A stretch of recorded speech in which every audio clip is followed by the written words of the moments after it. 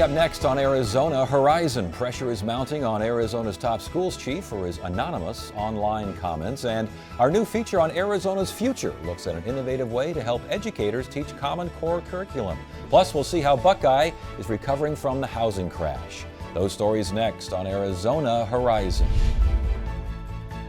Arizona Horizon is made possible by contributions from the Friends of Eight, members of your Arizona PBS station. Thank you. Good evening and welcome to Arizona Horizon. I'm Ted Simon. Superintendent of Public Instruction John Huppenthal continues to face heat for posting controversial and, at the time, anonymous online comments on various political blogs. Here with more is Arizona Republic columnist Lori Roberts. Good to see you again. We always bring you in on these stories that defy definition. What do you make of all this?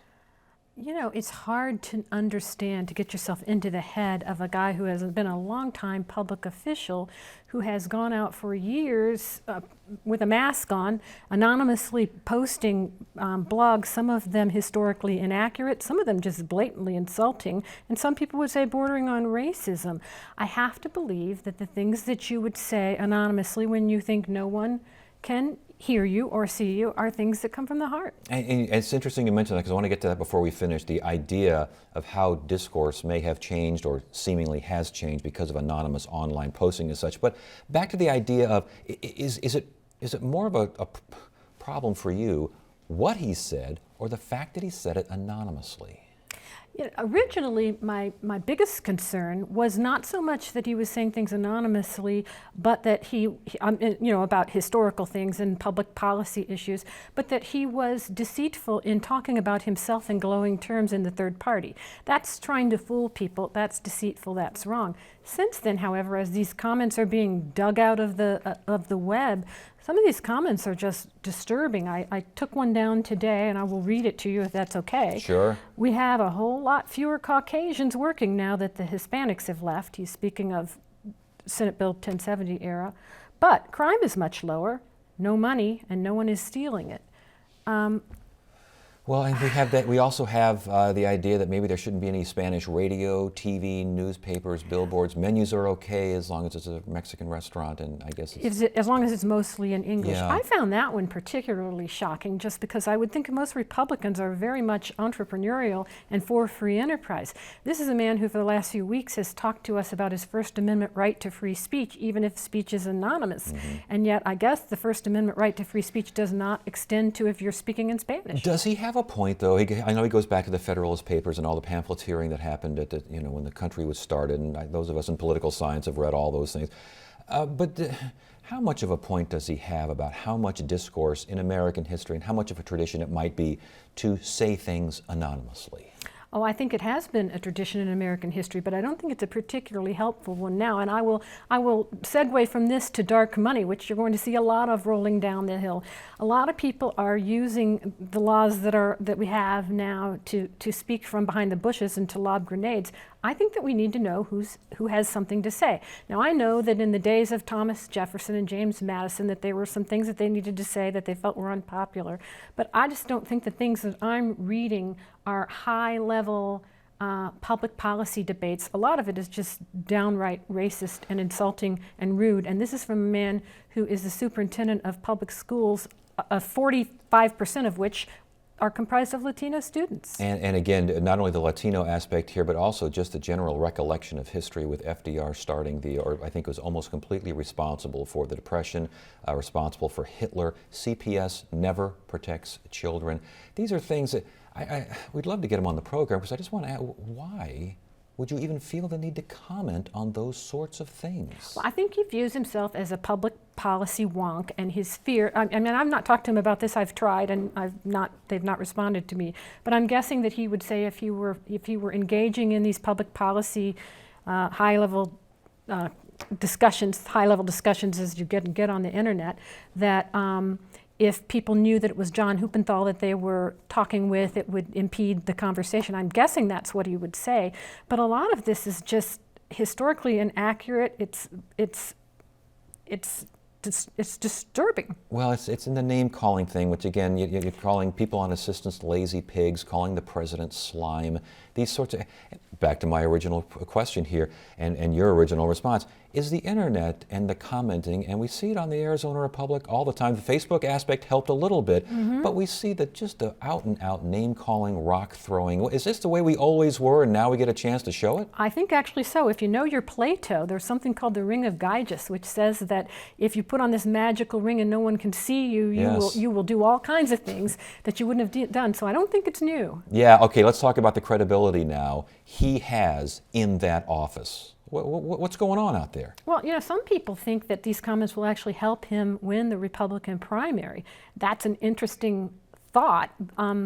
He has primary competition, a woman by the name of Diane Douglas, who is a Tea Party type, I think. Her entire platform seems to be get rid of Common Core. He may well beat her. He is a Common Core supporter. Yes.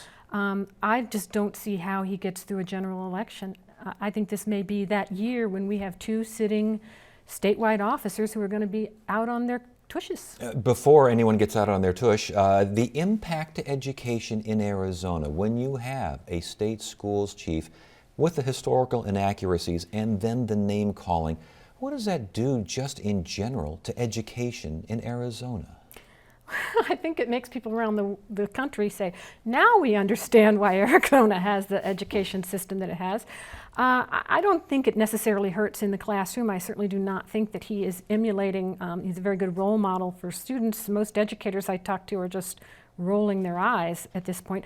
I'm going to guess he's not going to be invited in as a guest speaker at any history classes in any of our high schools anytime soon. And we had former superintendents of public instruction, Lisa Graham Keegan, Jaime Miller, both saying that they think he should just go ahead and resign. Do you think he should? Are you hearing more of that out there? I tried to talk to you about his comments about Latinos yesterday. I was talking to various Latino citizens, prominent people, and I tried not to go to the usual suspects who will always cry racism. So I went to some people who I think are very thoughtful, not to mean that the others aren't, but that aren't going to lob bombs. Ernie Calderon was one of those people, and he told me, yes, I think it's time for him to resign. I was surprised. I think that as more and more of these comments are coming out, there's going to be more and more of a call for that. Now, the Republic has called for leave him alone, let's leave it on the ballot and let the voters decide. It'll be up to John Huppenthal what he wants to do. But I do want to point out that Huppenthal has had these sorts of issues before. If you go back a few years, you may remember the Wikipedia incidents where he went in and changed Wikipedia entries to boost himself and to sort of denigrate his competition, his opponents.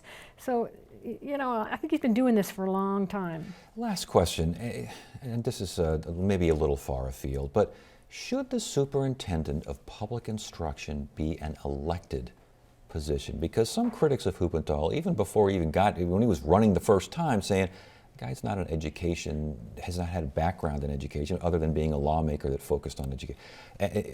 Is this the kind of thing you get when you have an elected position? You have inherent political types doing inherently political type things. Kind of like when you have an elected sheriff or an elected county attorney and a lot of other things. I think it's a very good question. Troubling to me is the fact that I don't believe we've had anybody serve as state superintendent who actually taught in a public school classroom, probably not since C. Diane Bishop. Well, why is that? What are voters looking for? Are they Politicians. Simply they're looking for I guess if you're a politician and you're running for office, you automatically have a leg up. They seem to. They seem to do that. Now there is a man running on the Democratic side this year, a woman actually, I think. Well, a man and a woman are running, and both of them have some education credentials. So it will be interesting to see how voters figure that out. Yeah, I think you could call into question whether these are elective posts, but they're going to be. So that's what we got. Between Horn and Huppenthal, can you remember this kind of activity in a political season? No, I would seriously imagine that if they're both knocked off, which I expect, that it may be the first time in maybe the history of the state that you've had two sitting incumbents knocked off. Wow. All right. Lori, it was a pleasure. Good to see you. Good to see you.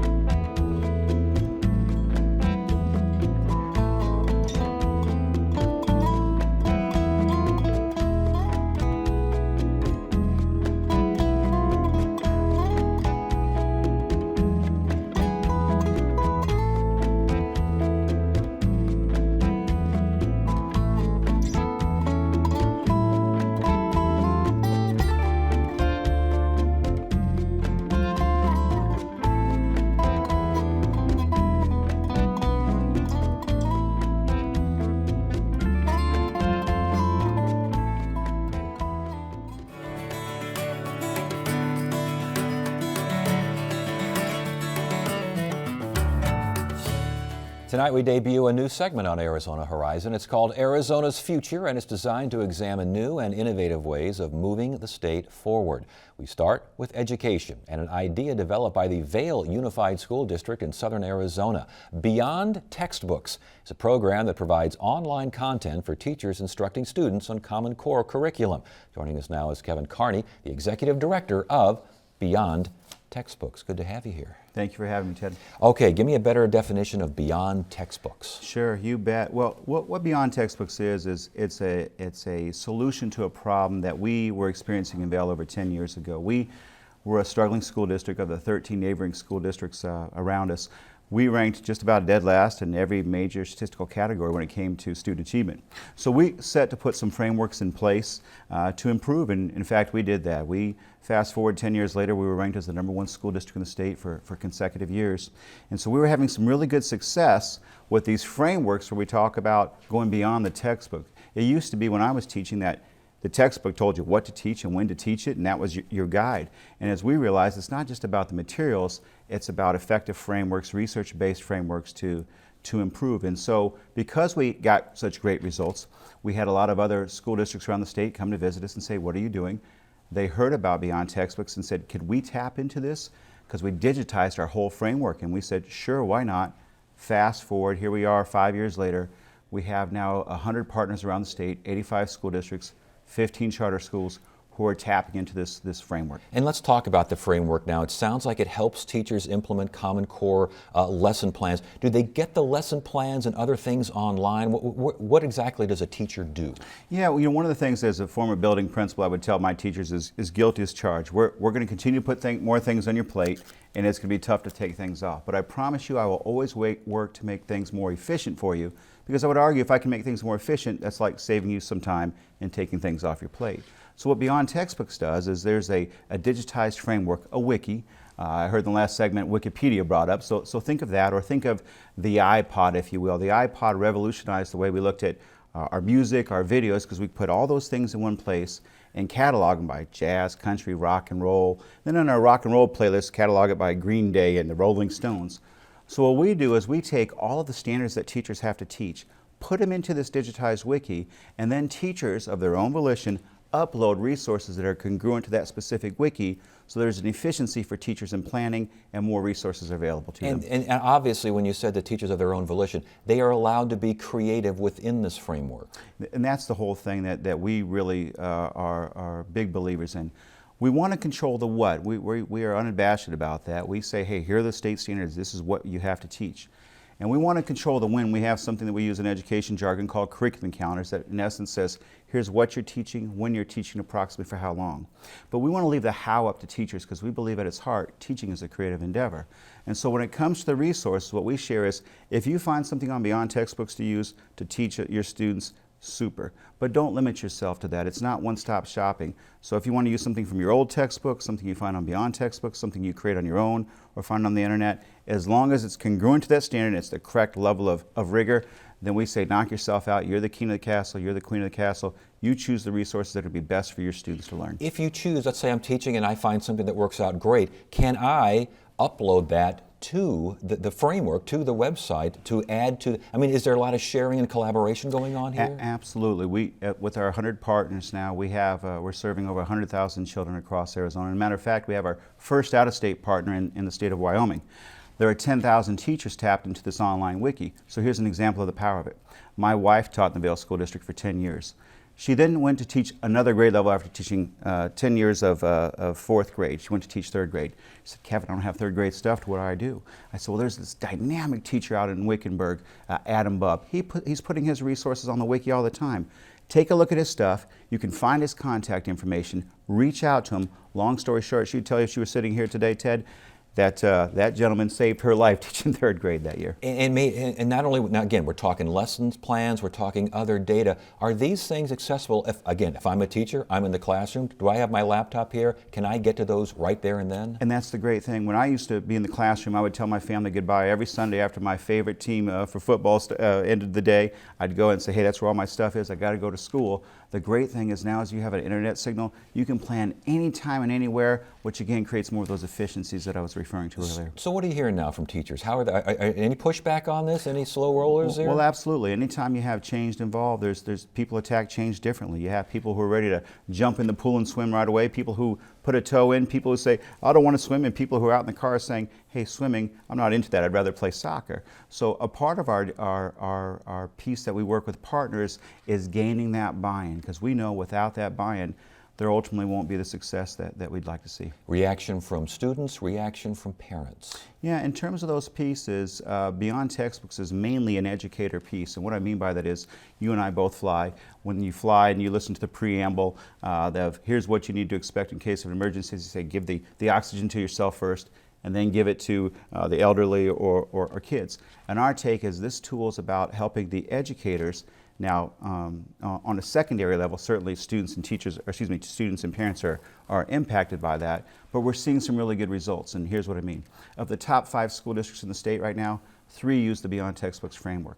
Of the top 10 school districts as ranked by the Arizona Department of Education, 4 use the Beyond Textbooks framework. So while we're seeing some really great results, the other piece that comes along with that is students and parents then go, hey, I'm excited to see my kid learning more and being more successful within the classroom. So is this the future of educational textbooks? You know, in terms of an educational textbook, I think that we have a role that is an important role to play. As people take a look in for example, the Common Core, and they say, well, the government's overreaching and we're worried about large organizations, large businesses being in hand with the government. We offer a different perspective. Not to say that we believe there's anything wrong with it. I'm just giving you a lot of people's views on that particular piece. Instead, what we offer is we're actual practitioners. We work within schools, within classrooms. We're not somebody who has never taught or hasn't been in the classroom for 15 to 20 years. And so we offer a viable alternative because it's a teacher-made system. That's the greatest strength behind it. With that in mind, though, what about oversight? Who holds whom accountable? Sure, and in terms of that, several things. In terms of the content that teachers might upload into that to the wiki, we have a staff who, a part of their responsibilities are they vet those resources for a variety of pieces to make sure they're not violating copyright issue, they're aligned with a certain standard, things of that nature. In terms of holding people accountable in terms of their student achievement, we talk about it all the time with our partners. A good idea, poorly implemented, is ultimately a bad idea. Ted, I've been in 300 schools in the past 3 years across Arizona. I'm going to share with you there's 4 things that we've discovered that ultimately lead to the great results for schools or not. And it's great leadership, it's quality staff, a systematic approach, and then fourthly, a community that expects things of you. So with regard to holding folks accountable, ultimately, if the leadership of an organization, a district or a charter school, is not adept at pushing change forward, getting all the players on board, setting clear goals and monitoring and adjusting correctly, then they don't have as good of results as you might see other places. Last question. You talk about results, and in these days, results are usually letter grades, numbers, something along these lines. Sure. But is this program helping kids learn, just in general? Not so much to take a test, not so much about is it a good thing in a classroom to get a little mind going? Yeah, and with regard to that, I would say a couple of things. One is this. My own kids, 2 of my 3 kids, I have a son who's 27 now, but 2 of my 3 kids are in the Vail School District right now. So I see, on a first-hand basis, the impact that the education, the frameworks that we're providing them are helping them in terms of what they're learning.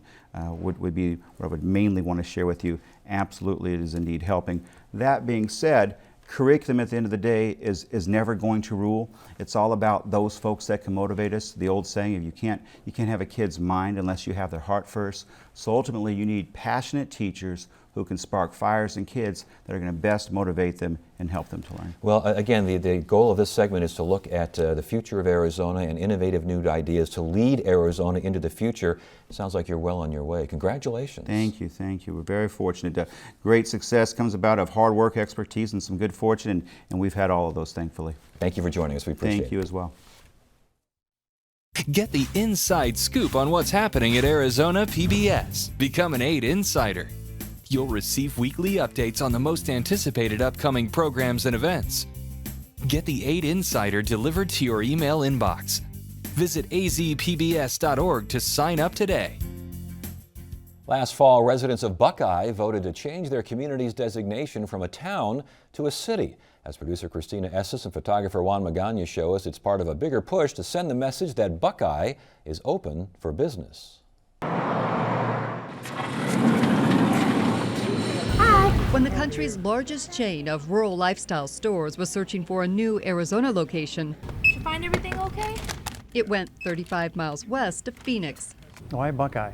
Buckeye, friendly community, a lot of great people, growth. The location was key off of 10, and I think with the potential out here in Buckeye, Tractor Supply saw that. It's the westernmost suburb with direct access to Interstate 10, State Route 85, and the rail line. When it comes to land area, Buckeye is the top city in Arizona. We're larger than the city of Phoenix. We're 600 square miles. They're 500 and something. So you could take cities and physically set them in our planning area, and we would engulf them. In 2000, Buckeye's population was just over 6,000. Today, it's just shy of 60,000. We are headed for 1,500,000 to 1,800,000 in the next 50 to 100 years. During Buckeye's inaugural State of the City address, Mayor Jackie Meck touted their vision. Within the city of Buckeye, we've become aggressive in conveying our strong desire to build quality jobs, capital investment, and retail sales taxes to prospects and our partners. The city paid $2.5 million for this shopping center after it went into foreclosure. Mostly empty now, these 66,000 square feet should look much different next year when a new library, police substation, and other city offices move in. Buckeye plans to add a 7th fire station next year. That's also when residents should be enjoying Skyline Regional Park in the southern White Tank Mountains. It's part of a long-term lease with the Bureau of Land Management to preserve open space. With the help of grants, Buckeye will build restrooms and shade areas. And down the road, the mayor says, they'll really cash in. We pay the operating expenses, and at the end of the 25 years, we actually purchase or get the land deeded for $1. 8,675 acres for $1. We buy it, we will own it, yes. Okay, good job. Our district at 5% growth is the fastest growing district in Maricopa County. At its 6 schools, the Buckeye Elementary District serves about 5,000 students. Superintendent Christy Sandvik says they expect to keep adding 200 or 300 kids a year.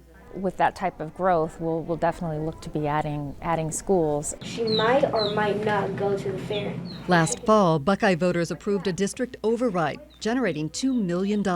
I don't think I was surprised, although I will tell you it's just hard work. You know, you have to constantly talk to your constituents about the value of education. I heard some really good thinking right here, so share your thinking. District leaders, like city planners, keep a close eye on construction. Buckeye expects to issue more than 1,000 new home permits this year. And if that sounds a little reminiscent of the boom before the bust, Mayor Meck says this time is different. When the mass development came, back in 2006, 7, and 8, it started coming. We geared up for it as a community, thinking it was going to last forever. And then when it started going downhill, we didn't react quick enough. I think that's the first lesson. We have to really watch and react as soon as something starts to give, either direction. Buckeye hopes development around the airport will take off. City leaders want to see companies fill some of these 700 acres, but covering the basics is their most critical challenge. Buckeye is so spread out that sewer and water lines often don't connect. Building infrastructure is necessary to bring in business, and residents recently approved a $28 million bond, based in part on the mayor's premise that it'll lead to new jobs. Every week, he sends an email listing all the job openings in the area. It reaches 6,000 people. We had a lot of applications. Bill Van Gorder hired 15 for his store. At 17,000 square feet, it's not Tractor Supply's biggest store. 75 and 76. Awesome, thank you. But he says it's the right size in the right city. Thanks for coming in. Have a great day.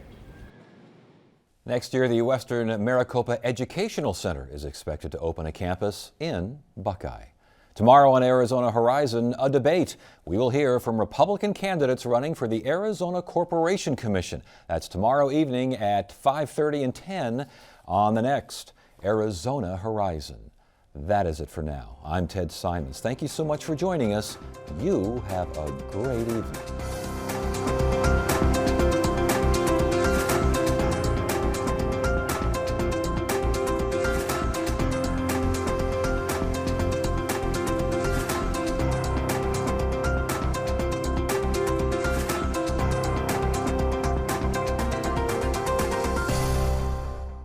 Arizona Horizon is made possible by contributions from the Friends of 8, members of your Arizona PBS station. Thank you.